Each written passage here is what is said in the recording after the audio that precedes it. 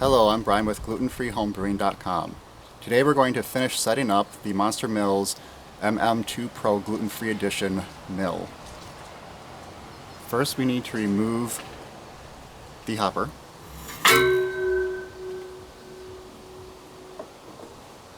And then turn the mill over. The tools that you're going to need is either a 3/8 wrench or socket wrench, and a feeler gauge. The feeler gauge you can pick up at most automotive stores, well, all automotive stores and most hardware stores.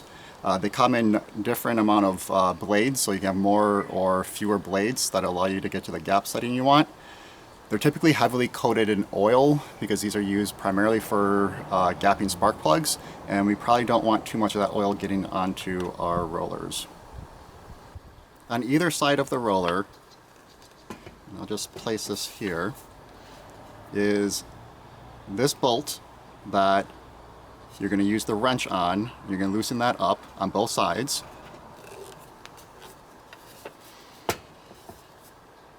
And by doing so, you're going to allow the non-stationary roller to be adjusted. So I'm going to loosen this bolt and do the same thing on the other side. This side's a little bit harder to see. And then what that does is this knob essentially works as a dial, and I'll turn it while I'm showing you the gap setting in the mill itself. So I'm just turning that kind of like as a dial, and you can see the gap setting opening and then again closing. And all I'm doing to do that is to turn this on both sides of that roller. Using the feeler gauge, we're now going to adjust the gap.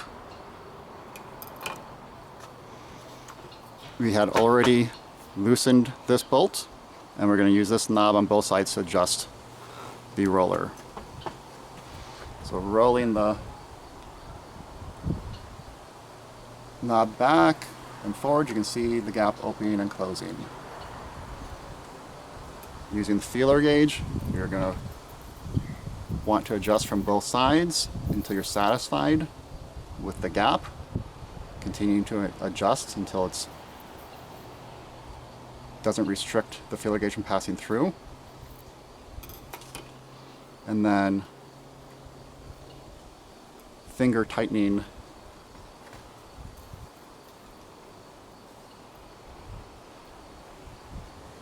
the bolt until you use the wrench. So let's just say I'm satisfied with that gap setting. It fits all the way across. Then I'm going to use your wrench and tighten down that black bolt. And you can do that on both sides.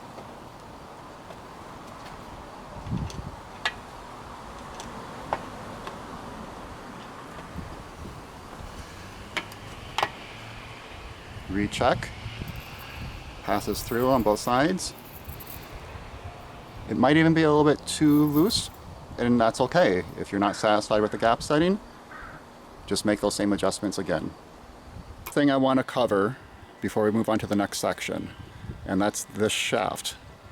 This is the drive shaft for the mill. I've marked with blue painter's tape 3 grooves that are made into that round shaft. There's the chuck on the drill.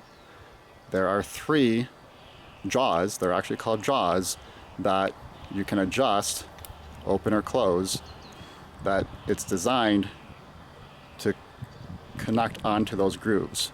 So if you back off on your chuck and you align those jaws,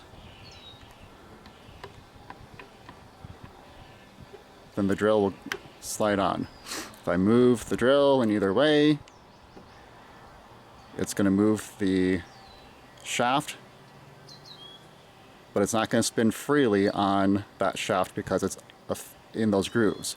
If I backed off even more, now I could turn the drill and it's just spinning freely and not set into those grooves.